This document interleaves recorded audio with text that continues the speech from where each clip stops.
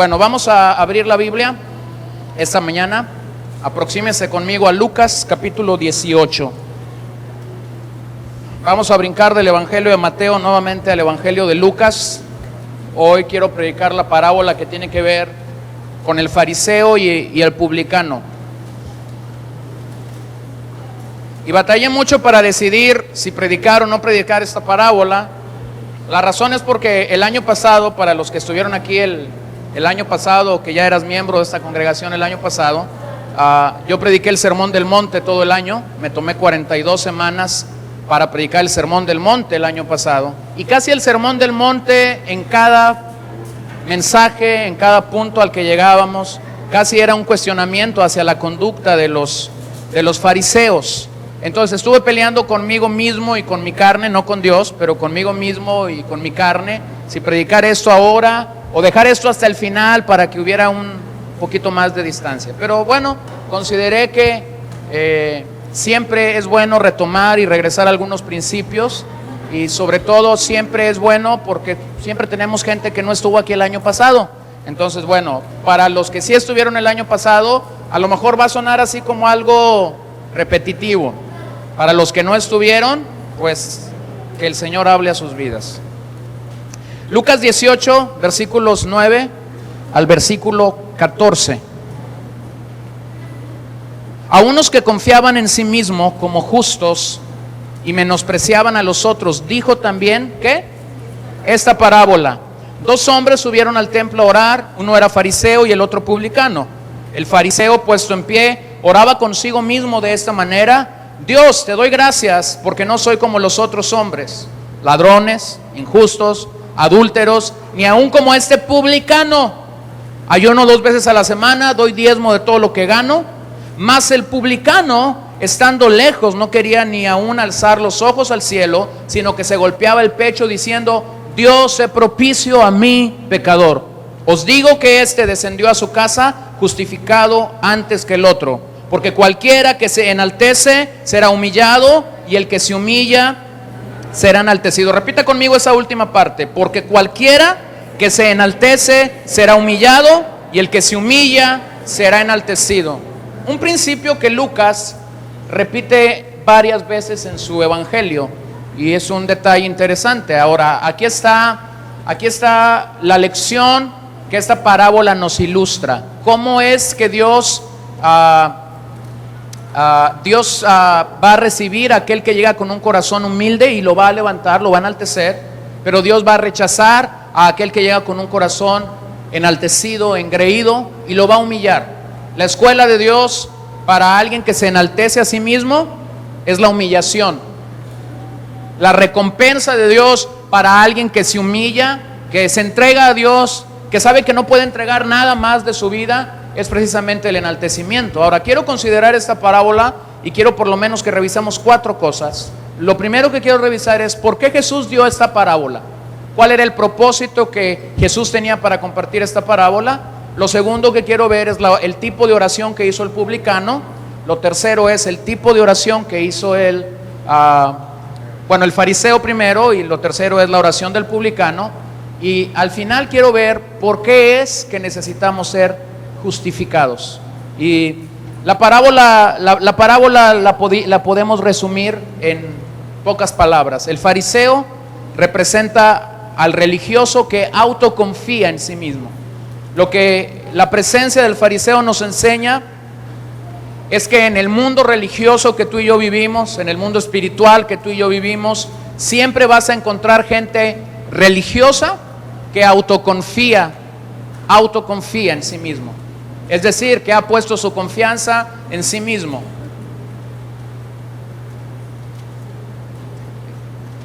En medio de la confusión espiritual en la que estamos viviendo, encontramos que en el vocablo de muchos motivadores, en el vocablo de mucha gente que hace uso de la motivación, usted va a encontrar que, o si usted ha estado en una de estas conferencias, por cuestión de trabajo, yo no pagaría, pero por cuestión de trabajo, por cuestión laboral, quizás usted va y escucha un motivador en algún momento, y usted va a escuchar que en el lenguaje de ellos está esto a flor de piel: dígase a sí mismo, sí puedo, yo esto, yo lo otro. Y usted va a entender que hay Hay un prefijo en todas sus oraciones, y en todas sus oraciones el prefijo es yo.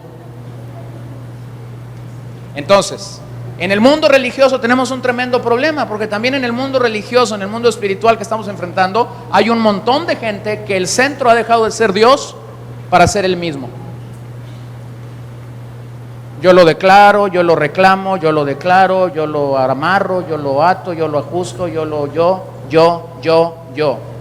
¿No le parece que eso es autoconfiar en uno mismo? ¿No le parece que eso es poner nuestra fe en lo que sale de mi boca y no en lo que Dios decide en su perfecta voluntad?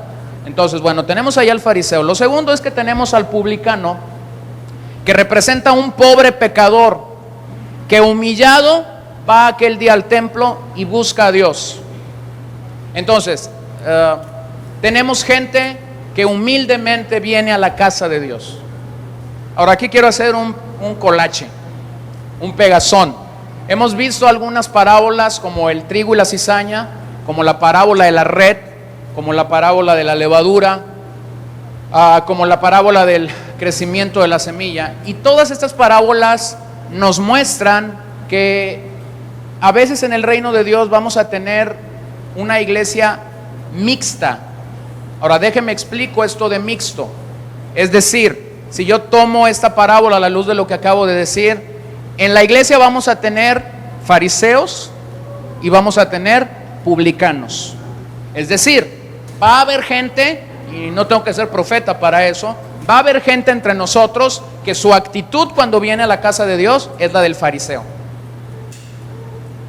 Y estás ahí en un buen sentido, estás adorando y ves llegar al hermano que lo viste en la semana y que lo agarraste en la movida, que lo agarraste con las manos en la masa, como decimos acá en México, y tú estabas bien adorando al Señor, pero de repente lo vas a ver llegar, ay, pecador condenado. Tú estabas adorando a Dios, pero nomás lo viste a Él, y por esa razón de que lo viste a Él, ya te salió otra vez el bulldog que traes adentro. Ya te salió el fariseo que aquí sí levantas tus manitas, pero allá cuando te vi tus manitas, tus ojitos. Y vamos a tener gente que llega con una actitud adecuada y correcta como la del publicano, que llega simple y sencillamente diciendo: soy un vil pecador, perdóname, Señor. Ahora, la parábola nos muestra tanto a un justo como a un pecador. Lo que la parábola ahí nos muestra es la conducta de un justo y la conducta de un pecador. El justo representado aquí desde el punto de vista humano por el fariseo, desde el punto de vista divino representado por el publicano. El pecador desde el punto de vista humano representado por el publicano, y desde el punto de vista divino representado por el fariseo. Y vuelvo a lo mismo, a veces lo que tú y yo pensamos de la gente no es lo que el cielo piensa de nosotros, no es lo que Dios piensa de nosotros. La lección principal que en esta parábola existe, la lección principal que en esta parábola nos muestra, es que la oración de un justo se apoya en la humildad. Es decir, la base, el soporte, el apoyo de la oración de un justo no es la arrogancia, no es la prepotencia, no es la soberbia, no es el yo. La base de la oración de un justo es la humildad. Estaba escuchando un mensaje hace años de un predicador de Centroamérica y él relató algo, tomó esta parábola para enseñar y relató cómo en un retiro que ellos organizan de oración, en una cumbre de oración, había visto esta parábola ejemplificada en dos pastores de América Latina.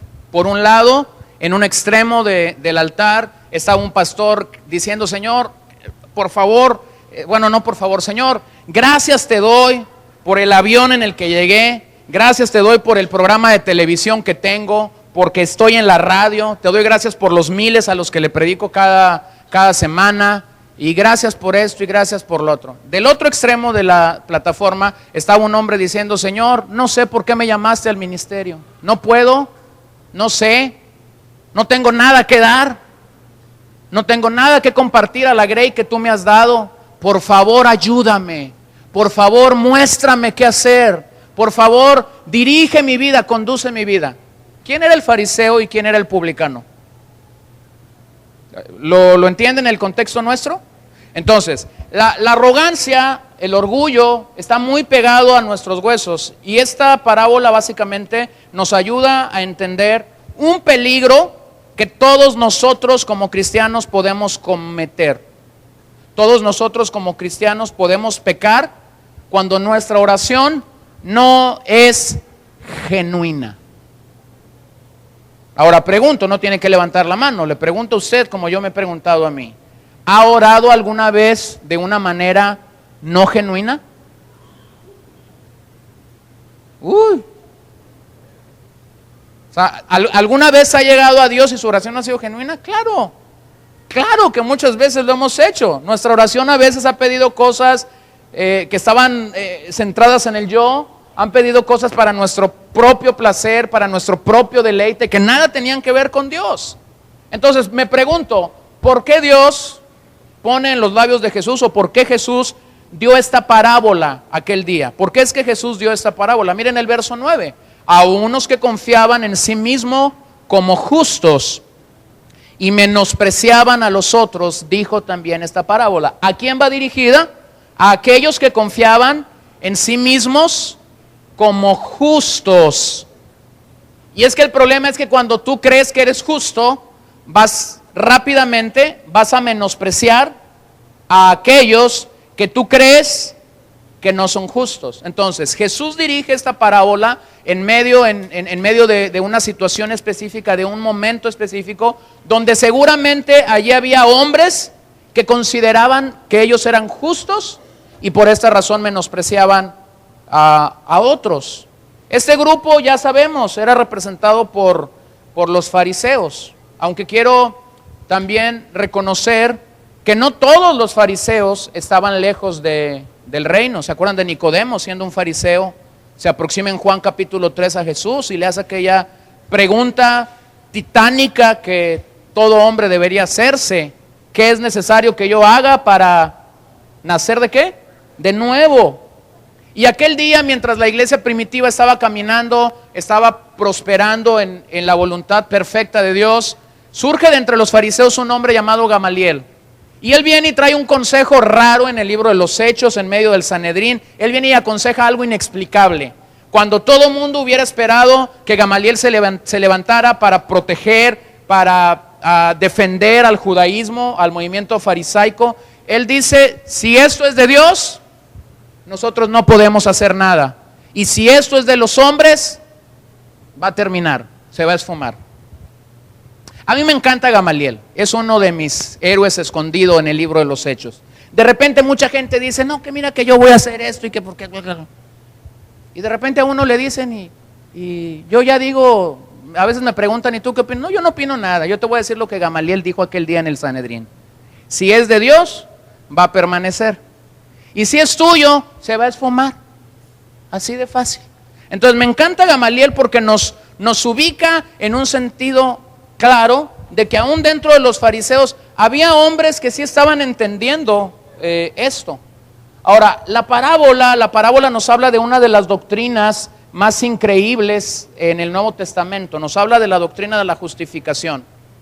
No solamente habla de la oración basada en la humildad de una persona, pero la parábola afirma la doctrina de la justificación por fe.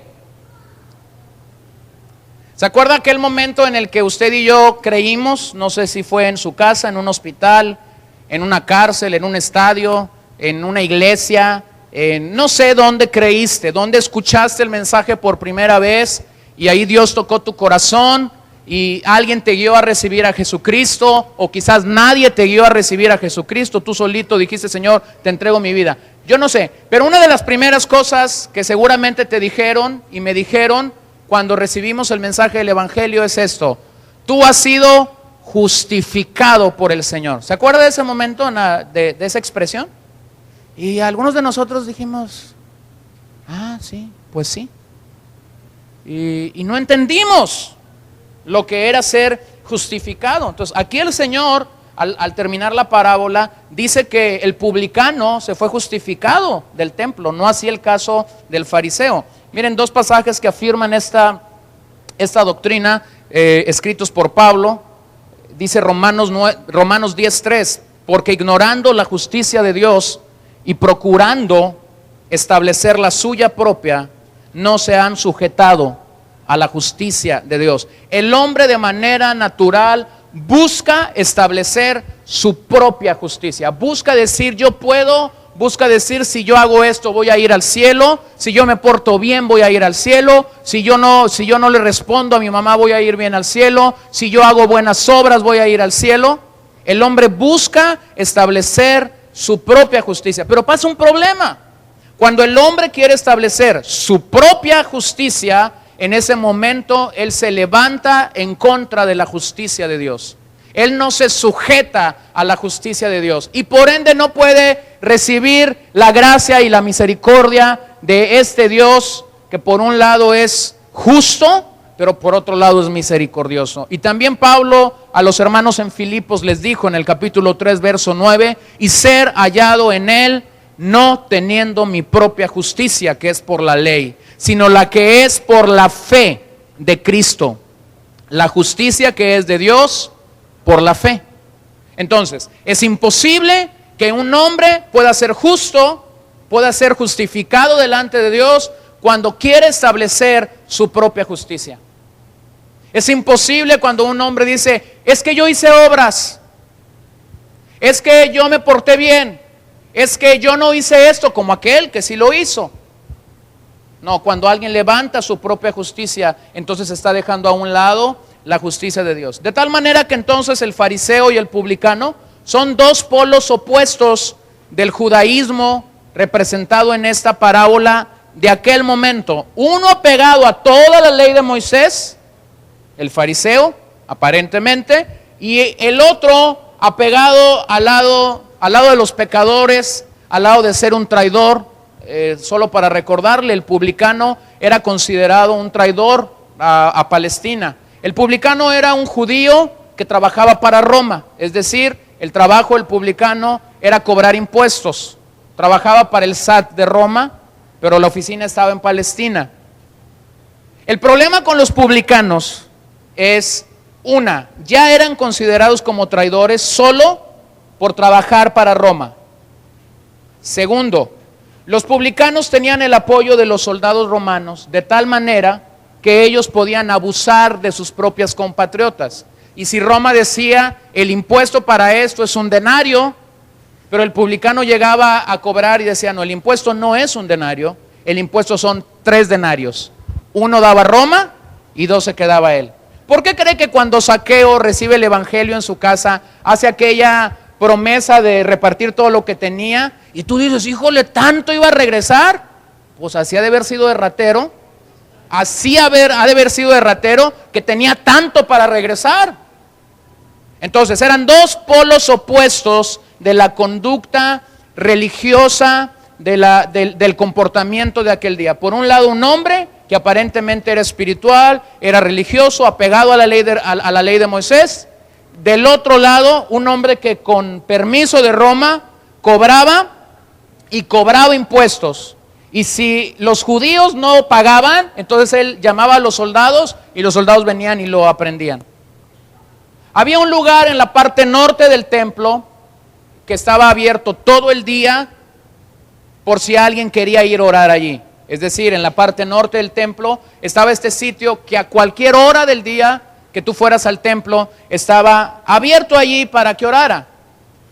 Yo no creo que el horario en el que Jesús está refiriendo esta parábola haya sido cualquier momento del día, pero había 2 horas del día en el que había oración pública, es decir, en el que se dedicaba el tiempo para orar, las 9 de la mañana y las 3 de la tarde. Yo creo que esta historia Jesús la está relatando en uno de estos horarios. ¿Por qué? Porque la actitud del fariseo es, quiero ser visto, quiero que me vean orar, quiero que escuchen mi magnífico discurso que tengo que decir a Dios. Entonces recuerde, el templo era el centro de adoración en Jerusalén aquel día. era el lugar al que ellos miraban para poder venir y orar al Señor. No era una sinagoga. Las sinagogas eran lugares donde la ley era leída. Tú ocupabas un número pequeño de judíos para poder establecer una sinagoga. Allí se leía la ley, allí los sábados se iba y se leía la ley. Pero aquí van al templo y el templo representa algo más grande. Entonces, el por qué Jesús está dando esta parábola es sencillo. Está refiriendo de dos hombres que se acercan al templo a orar. Ahora yo le pregunto a usted, ¿cómo nos acercamos a la casa de Dios? ¿Cómo es que usted y yo nos allegamos a la casa de Dios? El publicano, observen, no vino a entretener a nadie. Tampoco vino a ser entretenido por nadie. El publicano simplemente vino con un corazón inclinado hacia Dios. Y esto debe ponernos a temblar y debe ponernos a pensar. Debemos ir más allá, como dijera Porfirio Díaz, del circo, de la maroma y del teatro.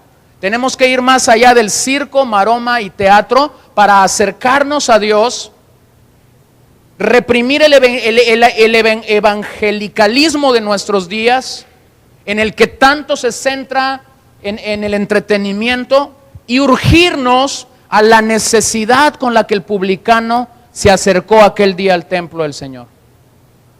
El publicano necesitaba llegar a la casa de Dios. Y tú me dirás, ¿pero qué no dice la Biblia que somos el templo del Espíritu Santo? Sí, la Biblia dice que somos el templo del Espíritu Santo y por eso tenemos que guardar y cuidar y limpiar y barrer y sacudir y tener disponible esa habitación para Dios. Pero también la Biblia dice que es necesario congregarnos. Y aquí está hablando no de una adoración privada, aquí está hablando de una adoración pública. Entonces yo lo invito, hermano, a que usted examine cómo es que se aproxima a la casa de Dios. Pareciera ser que en nuestros días las lágrimas, el dolor y la culpa del pecado se han alejado de Dios, se han alejado de la casa de Dios. ¿Cuándo fue la última vez que usted o yo lloramos en este lugar? ¿Cuándo fue la última vez que usted se aproximó a esta casa con dolor verdadero por haber ofendido a Dios? ¿Cuándo fue la última vez que usted dijo, híjole, es domingo, iré o no iré? Mejor me quedo, mejor escucho lo que se predicó después. Y yo te pregunto, ¿por qué hay ese rechazo en tu corazón? Porque quizás hay pecado. Y yo te quiero dar un consejo. Escuchar a tu carne para quedarte en casa no es la mejor opción. Hacer lo que hizo el publicano es la mejor opción. Venir y acercarnos a sabiendas de que venimos arrepentidos a la casa de Dios. De que venimos diciendo, Señor, no soy digno de levantar mis manos.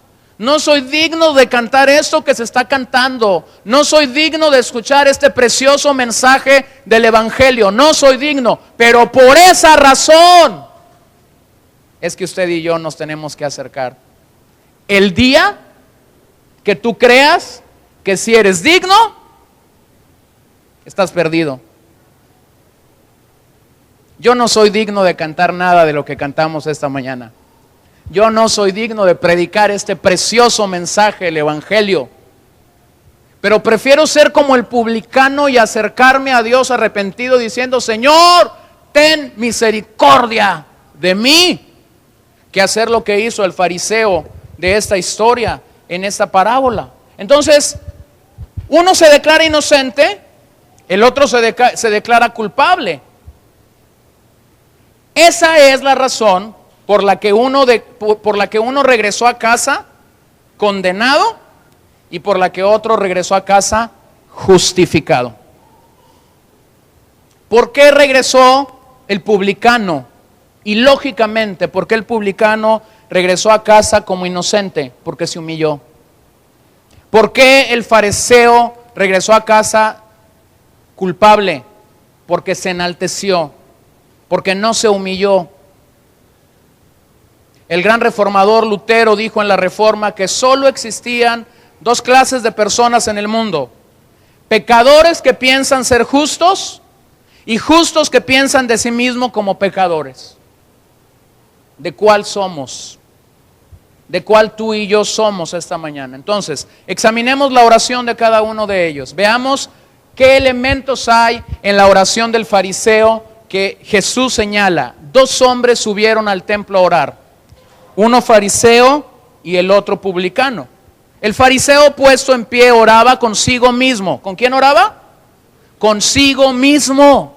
De esta manera: Dios, te doy gracias porque no soy como los otros hombres, ladrones, injustos, adúlteros, ni aún, y al primero que tuvo ahí enfrente, como este publicano. Ayuno 2 veces a la semana, doy diezmo de todo lo que gano. Yo le pregunto, ¿eso fue una oración? Esto no es oración. Esto es un monólogo. Es un monólogo. Ahora, yo le pregunto una cosa.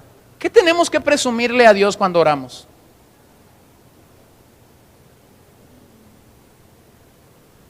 Nada. Esto es un cántico al ego. Esto es similar a lo que Paco Stanley hacía en su programa, ¿no? Que en las mañanas, cada vez que cantaba, qué bonito soy, qué lindo soy. Bueno, algunos no se la saben. Ese coro no se cantaba en su iglesia, ¿no? Cómo me quiero, y todo el coro, sin mí me muero, Pues sí se murió. Imagínate llegar con el Señor, Señor, he orado 20 horas esta semana, aunque tú sepas que no es cierto y Dios también lo sabe. Señor, mira qué flaco estoy porque he ayunado. Y comenzar a traer nuestras medallas delante del Señor. Esto fue lo que hizo el fariseo.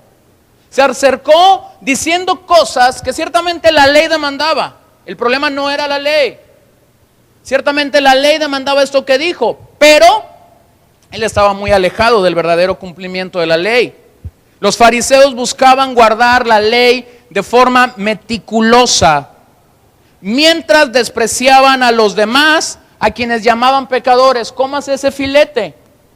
¿Cómo que querían meticulosamente guardar la ley del Señor? Y al primero que veían ahí haciendo algo mal parado, inmediatamente lo señalaban como pecador. Es como si de repente, vamos a contextualizar esto, es como si de repente yo vengo aquí a orar. Estoy un poco pasado de peso. Señor, es que tú sabes, estoy con mis ojos cerrados, estoy un poco pasado de peso, Señor. Pero Él es el culpable por sus tacos. Él es el culpable. Él es el culpable de que tú comas de más. ¿No? Pero ¿qué pasa con el fariseo? Siempre está buscando a quién culpar. Siempre está buscando evadir. Evadir. La palabra fariseo significa apartado. Es decir, ellos realmente pensaban que estaban apartados y que el éxito de su religión o de su fe era apartarse, era segregarse del resto de la comunidad judía. Ellos realmente se habían esforzado por restaurar la justicia de la ley. Pero para cuando Jesús llegó, esto se había tergiversado, confiando más en su propia justicia. Confiando más en su propia justicia que en la justicia que enseñaba la ley. La ley tenía mandamientos, tenía decretos, estaba el decálogo, tenía sentencias, no hagas esto, no hagas lo otro, no hagas esto. Pero para cuando Jesús viene y vive entre ellos, parecía ser que la ley estaba como algo secundario y el Talmud, es decir, el libro que dirigía la práctica de los fariseos, que contenía 613 mandamientos, era más importante. Usted recordará aquella ocasión en la que le preguntan a Jesús, ¿por qué tus discípulos no se lavan las manos?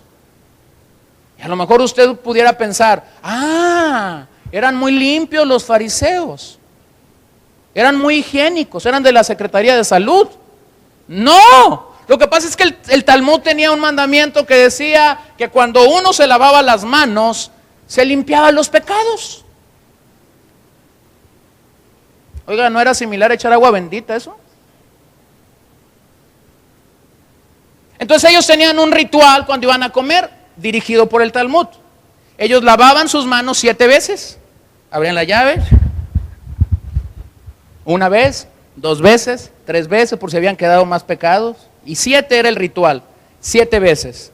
Esa era la manera como ellos aparentemente limpiaban sus pecados. Aquel día que le hicieron la pregunta a Jesús, no era porque la ley mandaba esto, sino porque el Talmud, en uno de esos 613 mandamientos que tenía y que dirigía la conducta y la práctica de ellos, les había ordenado esto. Entonces ellos estaban queriendo implantar su propia justicia, obedeciendo o dando más importancia al Talmud. Miren lo que Ezequiel capítulo 33 verso 13 dice: cuando yo dijere al justo, de cierto vivirás, y él, confiado en su justicia, hiciere iniquidad, todas sus justicias no serán recordadas, sino que morirá por su iniquidad que hizo. Ahora, vean esto: confiado en su justicia, hiciere iniquidad. Pues había muchos fariseos en el día que Jesús llegó, que confiados en su propia justicia estaban haciendo iniquidad, porque quebrantaban perfectamente aquel mandamiento que la ley ordenaba acerca de amar al prójimo. Por eso aquel día cuando le preguntaron a Jesús cuál es el mandamiento mayor, más grande, usted lo recordará. Él dijo: amarás al Señor tu Dios con todo tu ser. Y el segundo es similar: amarás ¿a quién? A tu prójimo como a ti mismo. Y los fariseos quebrantaban el segundo y el primero en gran esplendor. Ellos no amaban al prójimo, porque si no eras fariseo, si no estabas apartado, entonces ellos te rechazaban. Entonces el fariseo pudiera bien representarnos el prototipo del hombre religioso en nuestros días.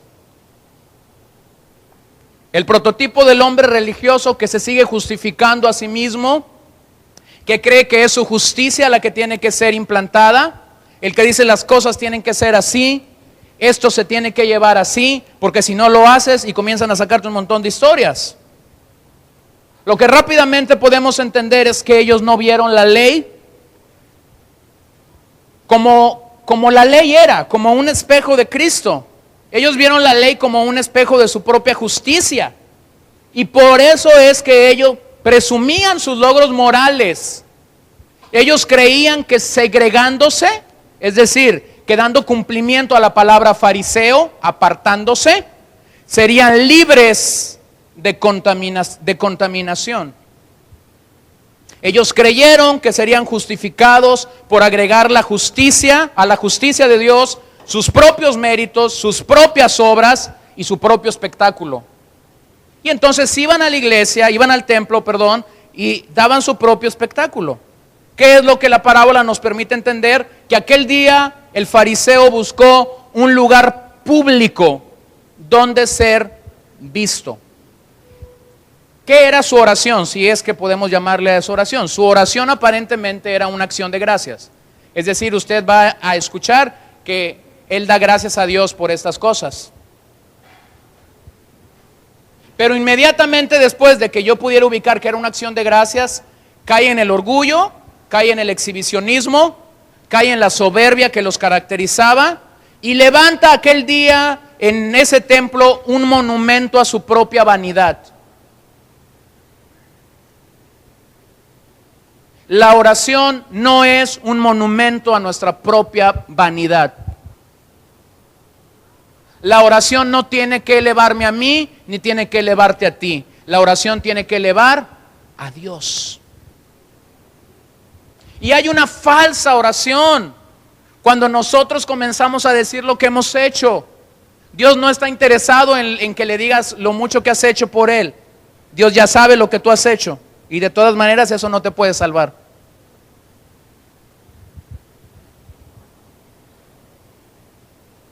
Cuando yo era un niño era común, crecí como hijo de pastor, y entonces era común escuchar a muchos pastores, y a mí me llamaba la atención las cuentas que se llevaban, ¿no? Yo escuché pastores decir: Señor, te doy gracias porque bajo mi ministerio se han salvado 5,580 almas. He bautizado a 4,500, 3,000 llenos del Espíritu Santo. Me has permitido bautizar a 50,000. He presentado tantos niños. He celebrado tantas quinceañeras. He ayunado tantas. ¿Qué es eso? Eso era un monumento a su vanidad. ¿Eso de qué le edifica a la congregación? De nada. Lo único que esa congregación se va a ir diciendo, ay, qué arrogante ¿no?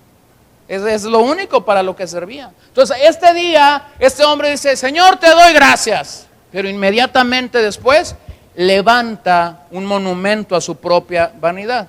Ahora, déjeme crezco en el contexto de esta oración. El Talmud, el libro al que yo me he referido esta mañana, que los judíos tenía una oración. Escuche la oración del Talmud. Te doy gracias, Señor Dios mío, porque me has dado parte entre aquellos que se sientan en la casa de la enseñanza y no entre los que se sientan en los rincones de las calles. Pues yo me pongo en camino pronto y ellos se ponen en camino pronto. Yo me encamino a las palabras de la ley y ellos se encaminan a cosas vanas. Yo me fatigo y ellos se fatigan. Yo me fatigo y recibo la recompensa y ellos se fatigan y no reciben ninguna recompensa. Yo corro y ellos corren. Yo corro hacia la vida del mundo futuro y ellos corren hacia la fosa de la perdición. Entonces la oración de este fariseo, aquel día que va al templo, ¿por qué estaba dominada? ¿Por la ley o por el Talmud? Por el Talmud. Ahora yo te pregunto, ¿por qué está dominada nuestra oración? ¿Por la palabra de Dios o por la experiencia que hemos tenido con el Señor? Y lo que deberíamos contestar es que lo que nos lleva a orar es la palabra de Dios. Y la palabra de Dios nos dice algo interesante en el Antiguo Testamento. Dios no va a rechazar un corazón contrito y humillado. Entonces la motivación del fariseo no era orar. Simple y llanamente la motivación del fariseo era promoverse a sí mismo. Promoverse a sí mismo. El peligro con esto es que creernos justos es una avenida rápida al orgullo. Y el orgullo siempre ha impedido aprender y reconocer nuestra necesidad de Dios. El orgullo es un mal compañero en la vida del creyente, del cristiano. Su oración estaba llena de orgullo, de vanidad, de altivez. Y esto nuevamente lo digo, nos tiene que poner a pensar y a temblar. Porque podemos ser profundamente sinceros y a la vez estar profundamente equivocados y lejos de Dios. El problema de nuestros días es este. Hay gente que profundamente es sincera con su fe, pero su fe está encaminada de forma incorrecta y por ende está profundamente equivocada y lejos de Dios. La verdad de Dios es objetiva, no subjetiva. El mundo cristiano en el que vivimos está siendo fuertemente afectado e influenciado por el subjetivismo. Yo sentí, yo me imaginé, yo tuve esta visión, Dios me dio este sueño. Y entonces yo le pregunto, ¿y dónde está la verdad objetiva de Dios?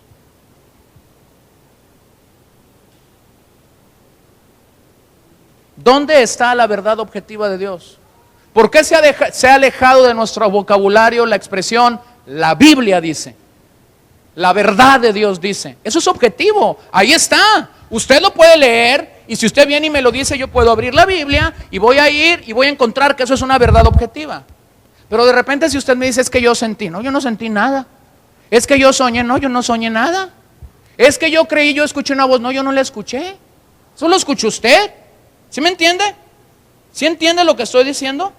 Entonces, está alejado de nuestro vocabulario cristiano, de la jerga cristiana en nuestros días, el valor que damos a la palabra. Entonces, ahí hay mucha gente profundamente, sinceramente buscando a Dios, pero equivocados, mal enfocados, no enfocados en la verdad de Dios. Por eso es que hay muchos tipos de oración donde uno mismo es el centro. Está centrado en mis deseos, mis planes, mi voluntad, mi orgullo, mi. Y muchos pedimos y nos acercamos y lo único que pedimos es eso, mi casa,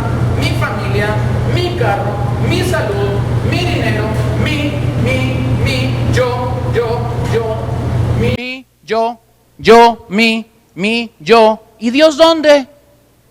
¿Dios dónde cabe? Entonces aquí estamos como el fariseo, en una oración completamente desequilibrada. Y podemos llegar a caer en un monólogo presuntuoso. Dios nunca dice que cuando llegamos a Él le presentemos nuestro currículum. Nunca nos pide el currículum, Él lo sabe.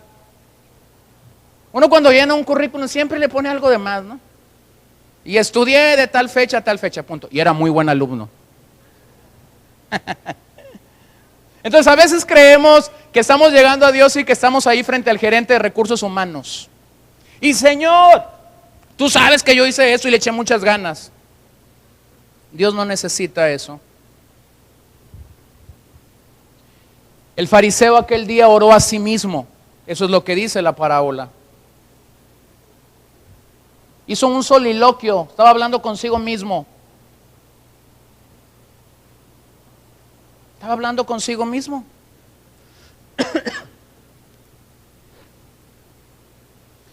La receta del fariseo fue tratar la culpa de tres formas. Lo vemos rápido porque lo he tocado en algún aspecto.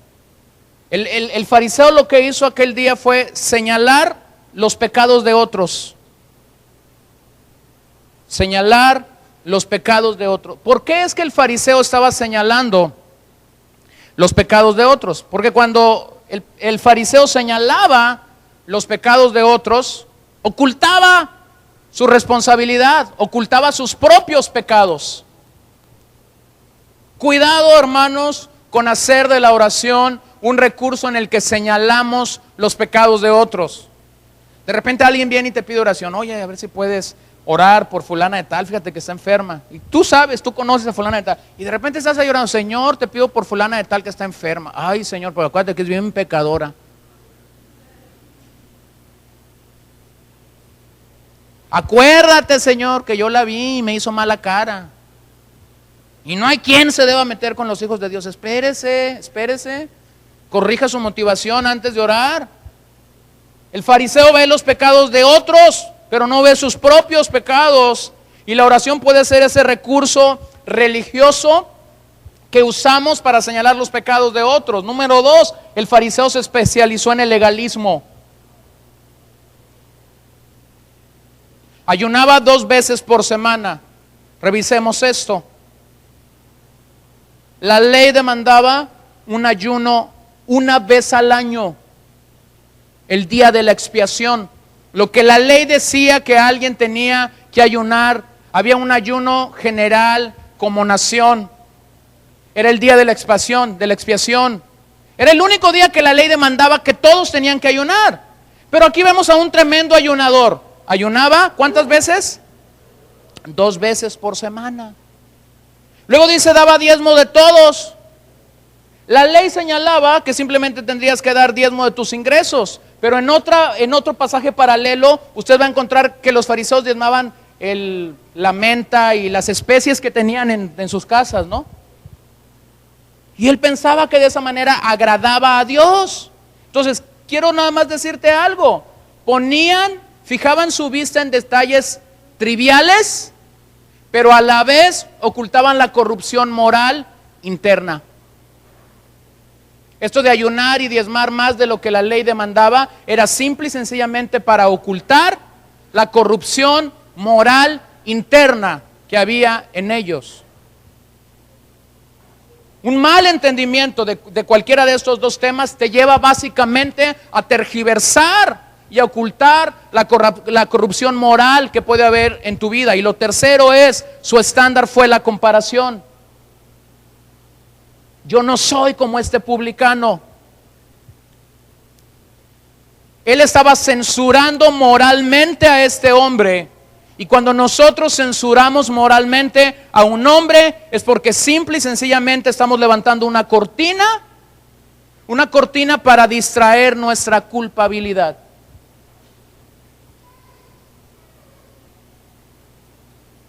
Es peligroso atacar a un hombre solo por atacar.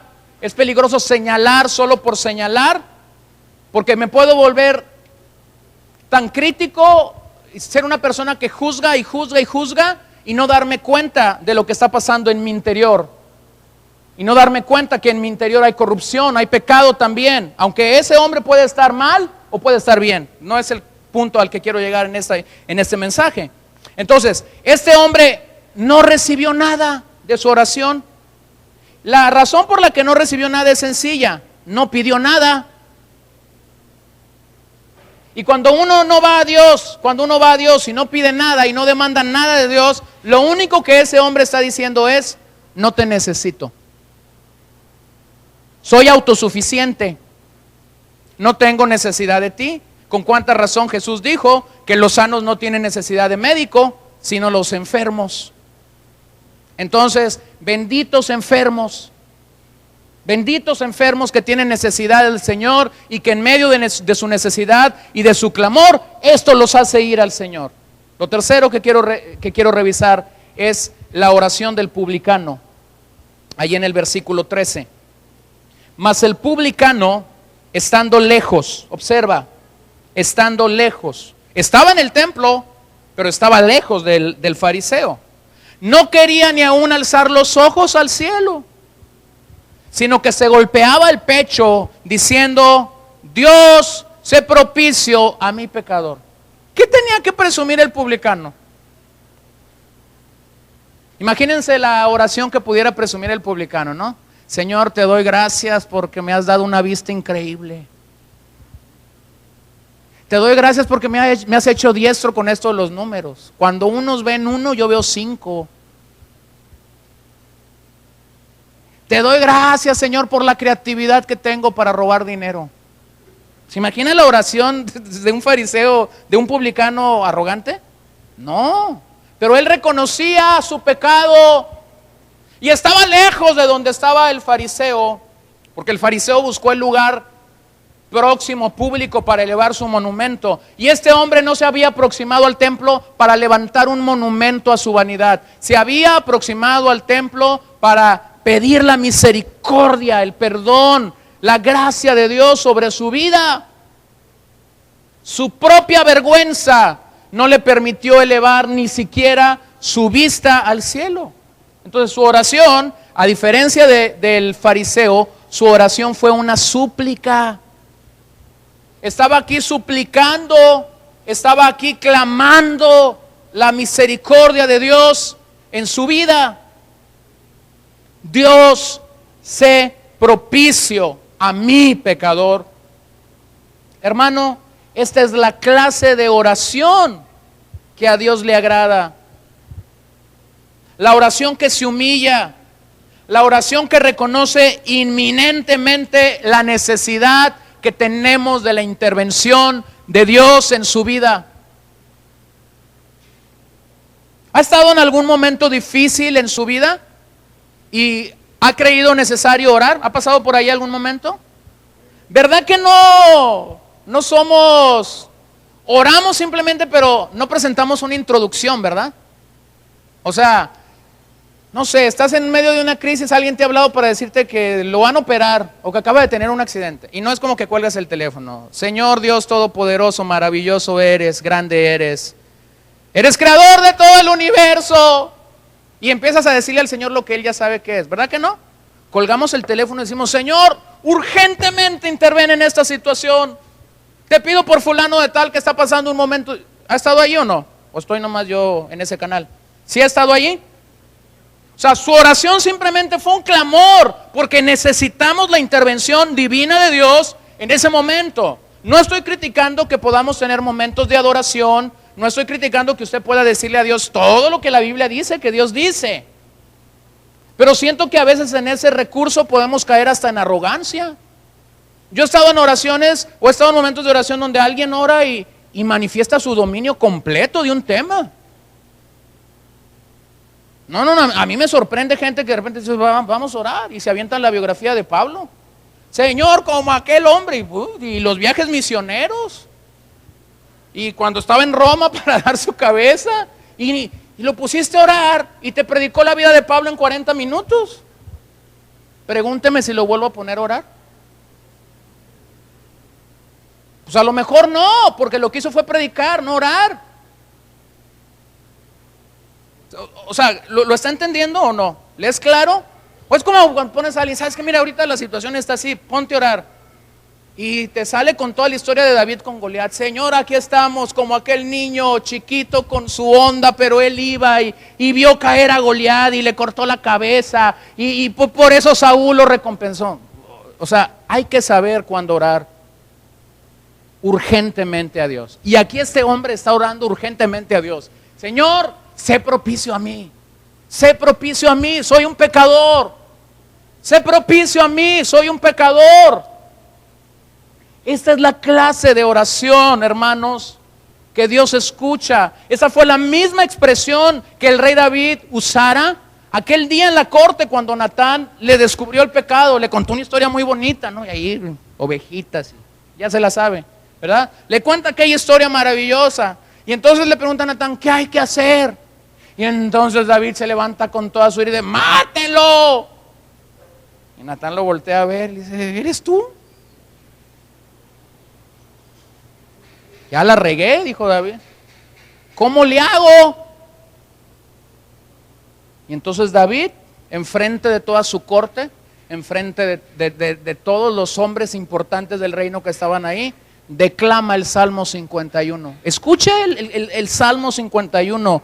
Ten piedad de mí, oh Dios, conforme a tu misericordia, conforme a la multitud de tus piedades, borra mis rebeliones. Lávame más y más de mi maldad y límpiame de mi pecado, porque yo reconozco mis rebeliones y mi pecado está siempre delante de mí.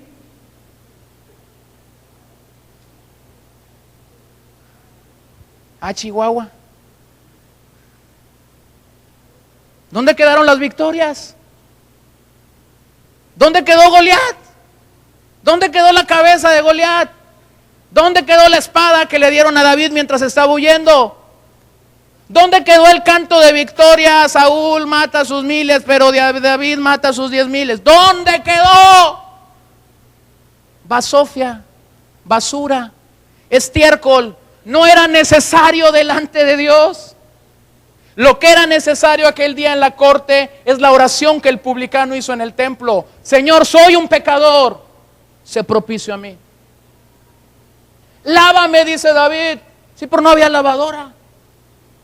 Lávame, dice David. Sí, pero no había lavadero. Las que iban a lavar allá al río, agarraban la ropa y la golpeaban frente a las piedras. Esa era la forma de lavar. Entonces aquí, imagínese, ¿cuándo usted le ha dicho al Señor, golpéame?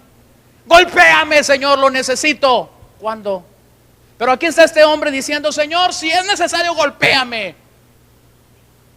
Lávame más y más. Y esa es la oración que Dios escucha.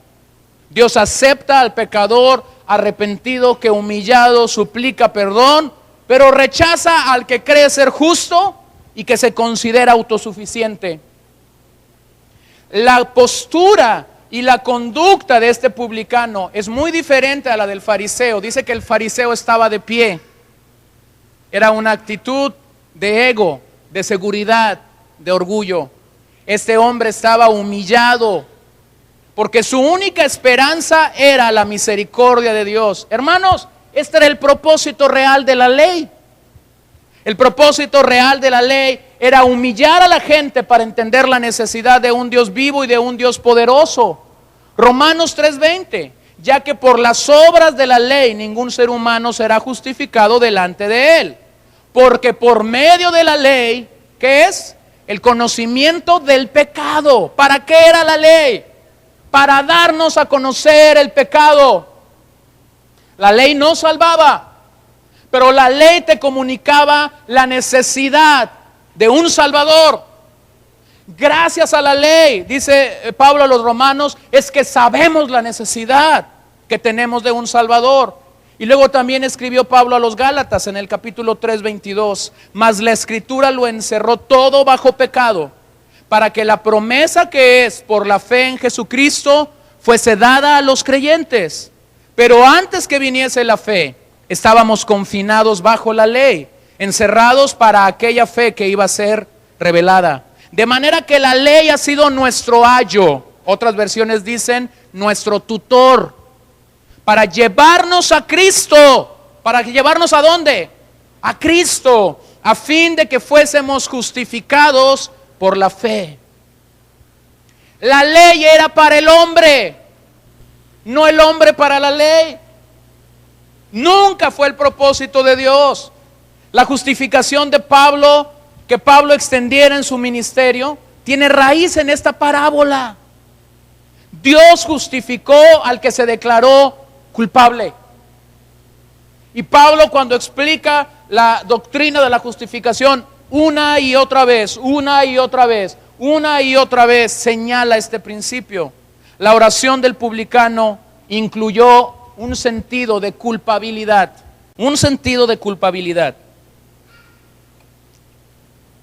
¿Qué es la culpabilidad?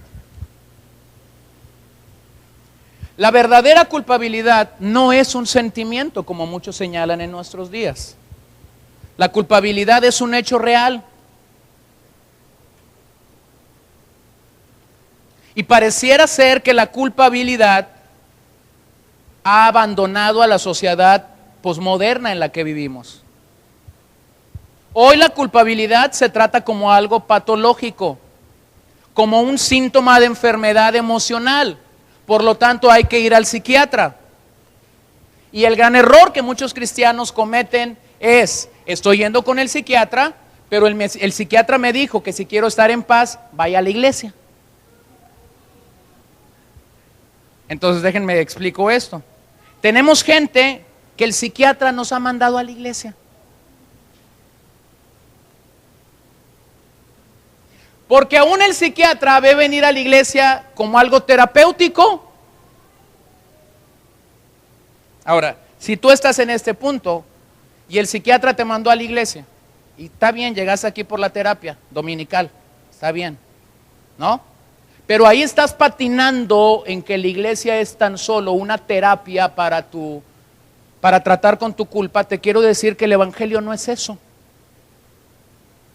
El evangelio no es una terapia para liberarte de traumas.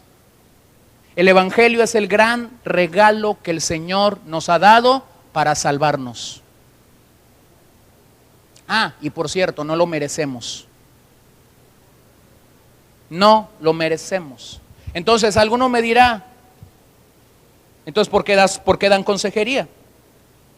Ahora déjame te explico.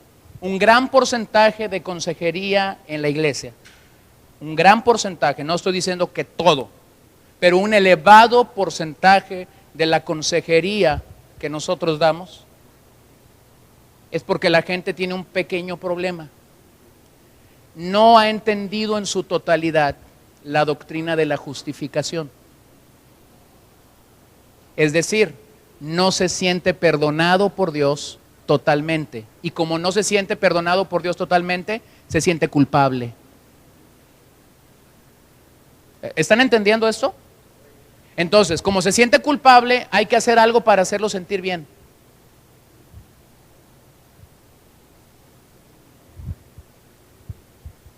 Me estoy metiendo en arenas movedizas, ¿no? Aguánteme tantito. Entonces, algunos que se sienten culpables dicen, es que yo necesito hacer algo. Entonces, el pastor piensa y dice, necesitas hacer, órale, pues, haz algo. Ahora yo hago la pregunta, ¿soluciona hacer algo tu culpabilidad? La respuesta es no. No lo soluciona. Porque el asunto es un problema de raíz con esta doctrina de la justificación. Ahora fíjense, el Antiguo Testamento nos habla de un rey, el rey Ezequías, usted lo recordará. Un buen día el profeta Isaías recibe una palabra de Dios para él. Y le dice al profeta Isaías, ve y comunícale que va a morir. ¿Ha leído usted ese pasaje? Ahí en 2 de Reyes capítulo 20. Y va Isaías. Eso era lo que hacía, era su oficio, era un profeta. Rey Ezequías. Uy, dice Ezequías, me viene a decir a qué pueblo voy a vencer. Rey Ezequías, dice el Señor que pongas tu casa en orden, porque vas a morir. ¿Se imagina? Ni los buenos días le dio. ¿A dónde está ese tipo de hombres en nuestros días? Que no te adulan, que no te dicen lo bien que has hecho, que vienen y te traen una palabra del corazón de Dios en peligro de extinción. ¿Se acuerdan lo que Ezequías hizo? Se volteó, dice, miraba ahí para una pared. ¿Quién sabe qué detalle tan más inexplicable? ¿Y qué se puso a hacer? Se puso a orar, ¿no? Ahí en Segundo de Reyes, capítulo 20, versículo 5. Ya ha orado, Isaías va en el patio de regreso a su casa. Ya, el Señor, pues yo te doy gracias porque... Y escucha la voz de Dios nuevamente. Vuelve y di a Ezequías, príncipe de mi pueblo, así dice Jehová, el Dios de David, tu padre, yo he oído tu oración. ¿Y he visto qué? Tus lágrimas. He aquí que yo te sano. Al tercer día subirás a la casa de Jehová. Y si seguimos leyendo, usted recordará. ¿Cuántos años más de vida le dio el Señor? Así ha leído la historia. 15 años más.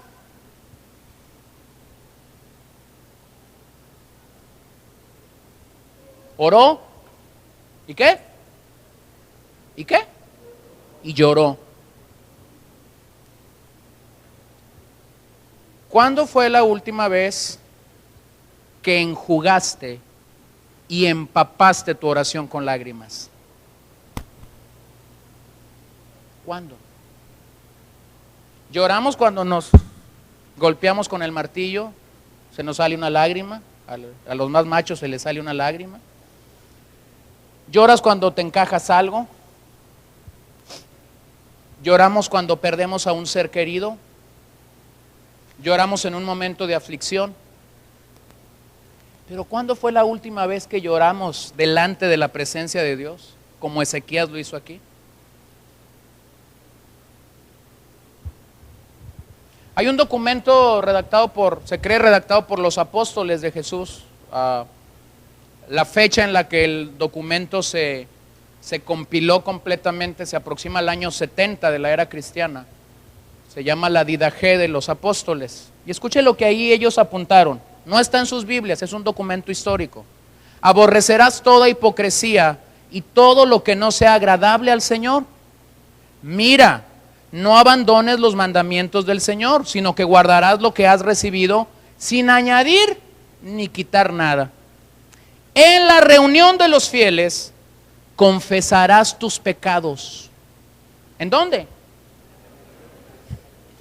Y no te acercarás a la oración con conciencia mala.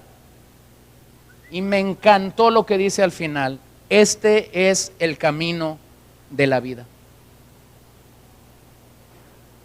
Por eso es que Santiago, cuando escribe la epístola, dice algo que muchos se quedan así medio en shock. Confesaos vuestros pecados unos a otros. Y algunos dicen, a ver, que eso no sería igual que ir al confesionario ahí con el cura. No, eso es otra cosa. ¿Sí? El cura lo resuelve con 5 Ave María y 2 Padres Nuestros. ¿Cierto, no? O no sé, yo nunca fui. Ya salió alguien que sí fue. Yo nomás cuento lo que he escuchado, ¿no? ¿Sí? Pero usted sabe, si usted fue por ahí alguna vez, usted sabe lo que el cura le iba a decir. Pero la libertad de confesaros nuestros pecados unos a otros y de orar unos por otros una vez que sean... Porque de nada sirve que yo confiese mis pecados. No. Cierre el punto en el que esa persona ha llegado. Ore por él. Pídale a Dios que lo ayude. Pídale a Dios gracias sobre su vida. Y después, cuando pasen los días, de vez en cuando llámalo y dile, oye, ¿cómo vas? ¿No has recaído? ¿Has podido tener victoria en aquello que me confesaste? ¿Se da cuenta que es diferente? ¿Cómo somos justificados? Termino ahí en el versículo 14. Os digo que éste descendió a su casa. ¿Cómo descendió? Justificado antes que el otro. Porque cualquiera que se enaltece será humillado y el que se humilla será enaltecido. El resultado de la oración aquel día fue diferente para ambos. El que se declaró justo se fue culpado. El que se declaró como un pecador se fue justificado, perdonado y justificado. Ahora me aproximo a decir que el fariseo de aquel día, como el fariseo de nuestros días, mantiene su religión, pero sin perdón. El fariseo mantuvo su religión, pero no fue perdonado. Ya no nos relata Jesús qué fue lo que pasó después. Pero quizás al día siguiente el fariseo volvió a ir a orar. ¿Y qué tipo de oración crees que hizo en el templo? La misma.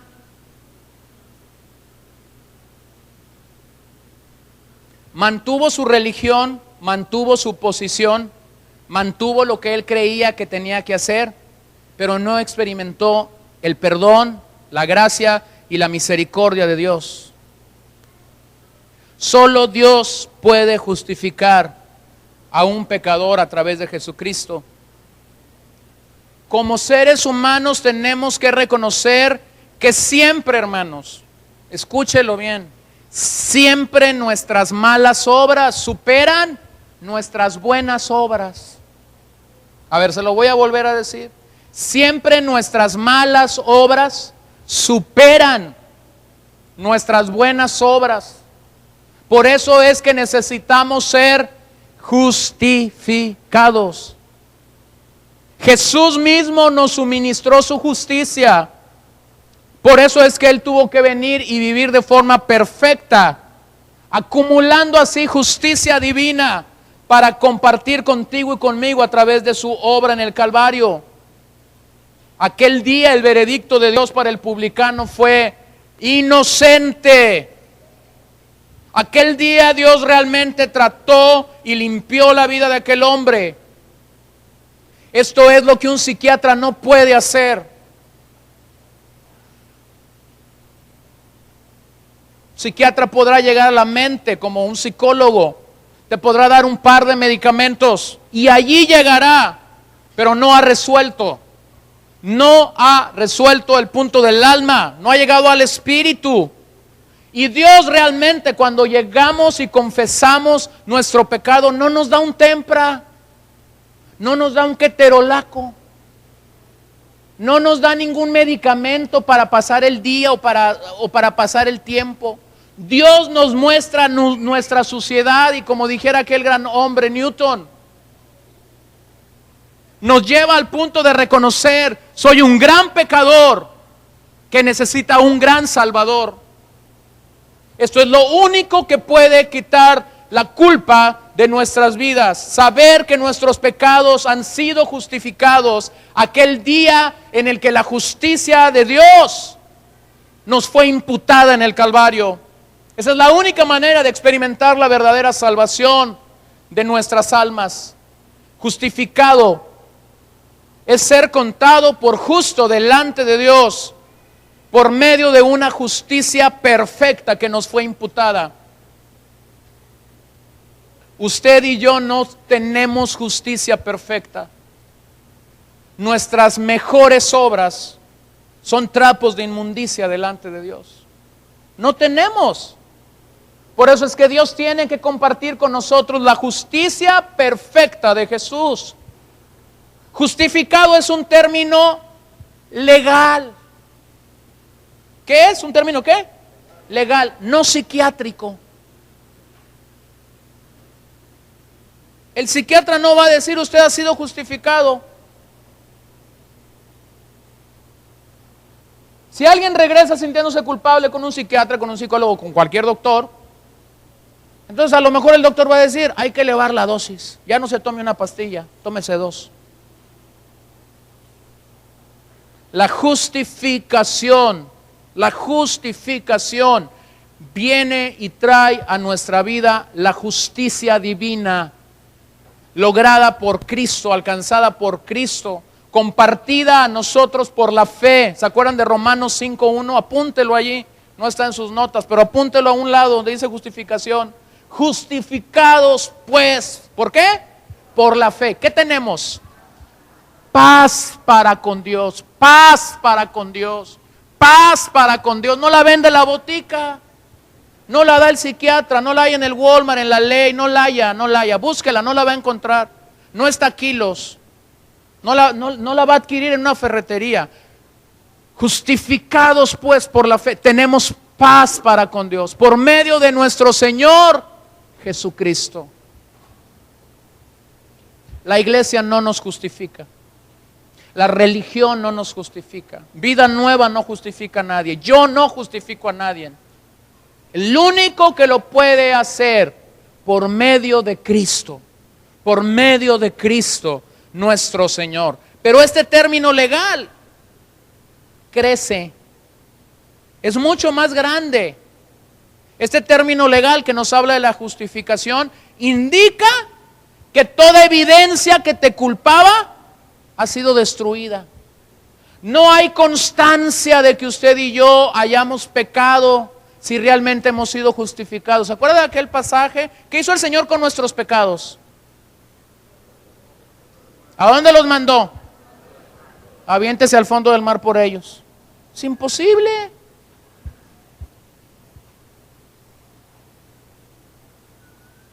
El verdadero creyente, el verdadero discípulo de Jesús, no vive en culpabilidad, vive en justificación. Fuimos justificados. Pero que el enemigo me va a venir a recordar. Sí, te va a venir a recordar, y tu carne también te va a recordar. Te va a venir y te va a decir: eres depresiva, eres depresivo, tienes esto, tienes lo otro. Y yo le pregunto, ¿a quién le va a creer? ¿A las mentiras de Satanás? ¿O a lo que la palabra de Dios nos está hablando y nos está diciendo?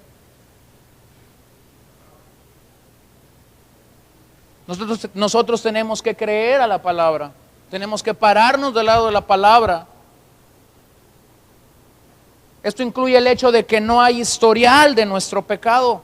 Justo no es el que cumple una serie de reglas. Justo en este pasaje es el que confía en la misericordia divina de Dios, reconoce sus propios errores, confiesa a Dios sus pecados y se arrepiente de todo corazón delante de la presencia de Dios.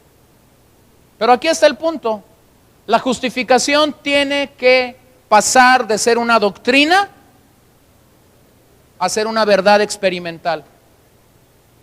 Y muchos nos hemos acercado a la justificación como una doctrina, la entendemos, la defendemos, pudiéramos dar una serie de pasajes que hablan de la justificación por fe, pero a la hora de la verdad, cuando la culpabilidad viene y toca la puerta de nuestro corazón, muchas veces abrimos nuevamente la puerta a sentirnos culpables, a experimentar culpabilidad. Entonces, allí es donde la justificación tiene que verdaderamente levantarse en medio de nuestras vidas. Observen Romanos 4, del 6 al 8. Como también David habla de la bienaventuranza del hombre a quien Dios atribuye justicia sin obras, diciendo: bienaventurados aquellos cuyas iniquidades son perdonadas y cuyos pecados son cubiertos. Bienaventurado el varón a quien el Señor no inculpa de pecado. Pero es que yo en el pasado estaba ahí. Sí, pero el Señor ya te perdonó. Pero es que en el pasado yo hacía eso, pero ya eres un perdonado. Y tienes dos opciones: quedarte en el pecado y quedarte ahí dando la vuelta en el pecado, o levantarte como alguien justificado y perdonado por Dios para enfrentar aquello.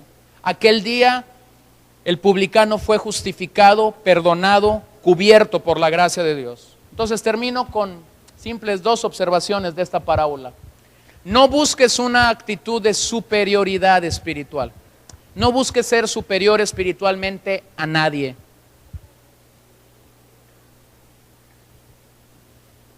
Es muy fácil llegar a pensar que somos superiormente espirituales. La Biblia nunca te habla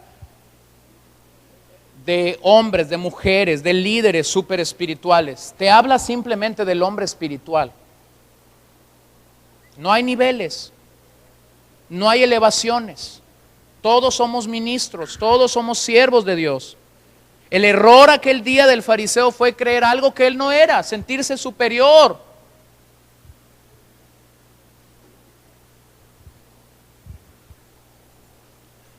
Recuerdo hace como unos 15 años estaba en un grupo de hogar y había un niñito ahí que siempre se me acercaba. Yo llegaba con mi guitarra y con mi Biblia para cantar y para enseñar, y siempre se me aproximaba aquel niño. Y un día ese niño me dijo una frase que me puso a temblar y que me puso los pies bien firmes y bien claros en la tierra. Él me dijo: cuando yo sea grande quiero ser como tú. Ay, dije yo, no sabes lo que dice. Pero eso me puso a temblar. Escúchame bien. Siempre hay alguien mirándote.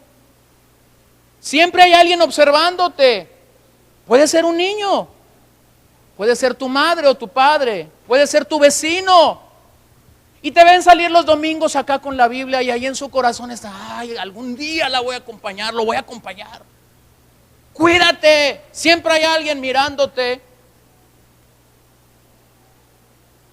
Pasaron los años, he tenido el placer de discipular a algunas personas, y en una ocasión uno de esos discípulos me dijo esta frase: algún día quiero ser como tú. Y yo ahí no me quedé callado. Yo le dije: no seas como yo. Tu estándar es Cristo, no soy yo. Si lo que yo he hecho contigo te ha servido y te ha animado y te ha ayudado a algo, déjame decirte algo: tan solo quiero ser el trampolín para que tú vayas más alto, para que tú llegues más alto. Me faltó agregar que aquel día la madre de ese pequeño me dio una sentencia de muerte. Esa madre me dijo: por favor, no nos falles. Entonces, lo digo por esto: uno pudiera agarrar este tipo de cosas y creérselas y sentirse como un ser espiritual que anda ahí gravitando y que otros lo están viendo. No, no, no. Es normal que cuando una persona llega al Señor y escucha orar a un cristiano, dice: ay, qué bonito ora. Un día fui y oré por una ancianita, y al final que oré por la ancianita le dice a la nieta: hoja y pluma. Y inmediatamente la niña fue por hoja y pluma. ¿Me apunta la oración? Le dije: señora, pues, no es rezo, ya no me acuerdo. ¿Se da cuenta? Pero es bien fácil decir: sí, te la apunto. ¿Por qué? Porque eso te da... imagínense, ¿no? Yo me voy y la señora ahí le pone la oración de San Gerson. Y cada vez que está en problema, va y hace la oración de San Gerson. ¿Se da cuenta? Es bien fácil. Ay, qué bonito hablas. Y te la crees. No, no somos nosotros, es el Señor. Pero lo segundo es: no olvidemos nuestra propia condición pecaminosa. No dejes de orar y de buscar al Señor diciendo: Señor, sé propicio a mi pecador. El error del fariseo aquel día fue su orgullo espiritual. Observó los 113 mandamientos de la Torá, pero se olvidó que Dios rechaza el orgullo del hombre, que Dios rechaza el yo. Jamás estuvo delante de Dios sino de sí mismo. Estaba equivocado en todos los aspectos de su devoción. ¿Qué es la religión? La religión es el esfuerzo por confiar en logros y méritos. Pero la parábola nos indica cómo su palabra sigue siendo santa y nosotros simplemente pecadores. Por esto es que la semilla del evangelio no puede habitar en la soberbia y en el orgullo personal. El reino de Dios es para los humildes, no para los autosuficientes. Primera de Corintios 1 nos lo dice tan claramente: Dios rechazó a los sabios de este mundo. El fariseo hablaba consigo mismo y de sí mismo. El publicano hablaba a Dios y fue oído. Hay que venir al Señor como aquel día vino el publicano.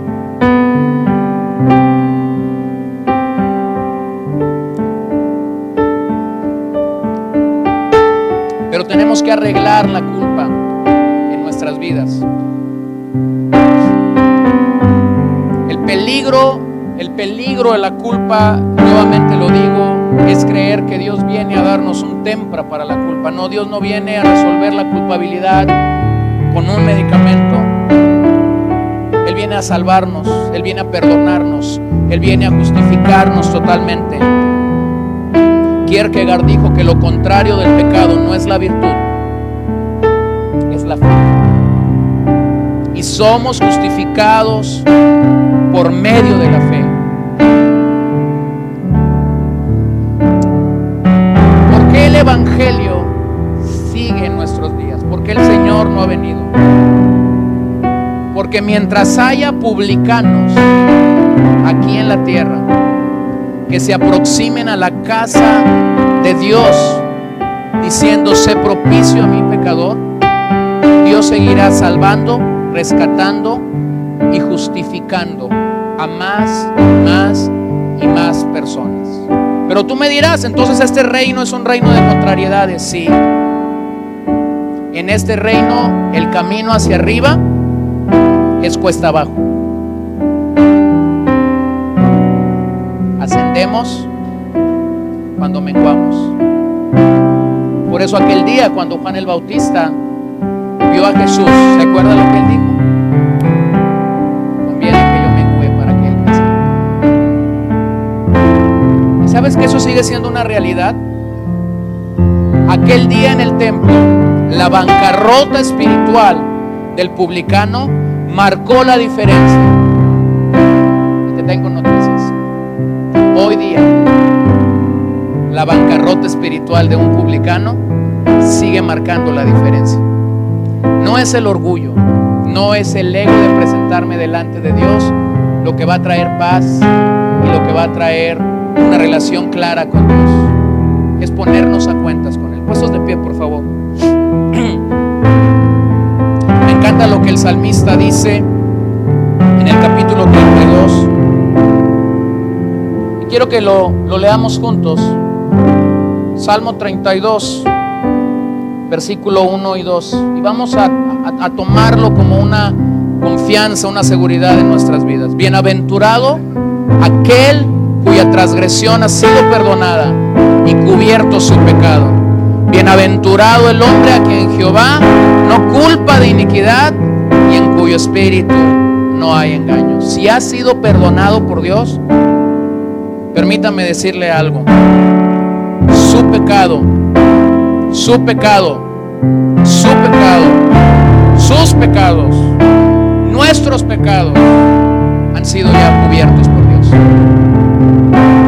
Y por eso es que yo puedo acercarme a Dios diciendo: Señor, te doy gracias porque has cubierto mis pecados. Ya no los ves, los mandaste al fondo de la mar. Están tan lejos como está lejos el oriente del occidente. Cuando te levantas con esa confianza, hermano, no hay culpabilidad, porque entiendes que Dios ya te ha justificado. Oremos. Señor, te damos gracias esta tarde.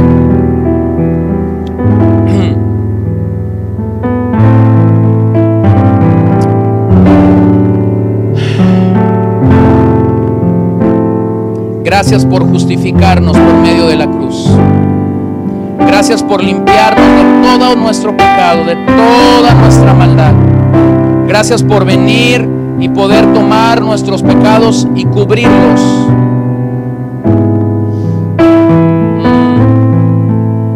No lo podíamos hacer nosotros, lo hiciste tú por nosotros. Ayúdanos a vivir como el publicano, entendiendo nuestra necesidad de ti. Ayúdanos a venir en humildad a tu casa, a pasar tiempos de oración donde quebrantamos nuestro corazón delante de ti, donde una y otra vez te decimos: sé propicio a mi pecador, sé propicio a mi pecador.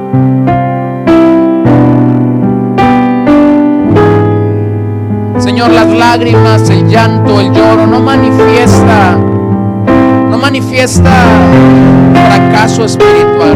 Todo lo contrario, Señor, manifiesta un entendimiento correcto, adecuado. Por eso dijiste aquel día: bienaventurados los que lloran por su pecado, los que lloran entendiendo la necesidad que tienen de un Dios justo, la necesidad que tienen de encontrarse en una relación correcta, adecuada contigo.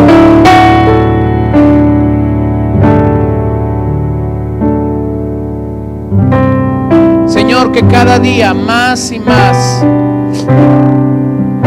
podamos pasar tiempo contigo, derramando nuestro corazón, derramando nuestras vidas ante tu presencia, entendiendo la maldad que mora dentro de nosotros, pero permitiendo que el Espíritu Santo nos santifique cada día más y más, más y más, más y más, para llegar a la estatura del varón perfecto.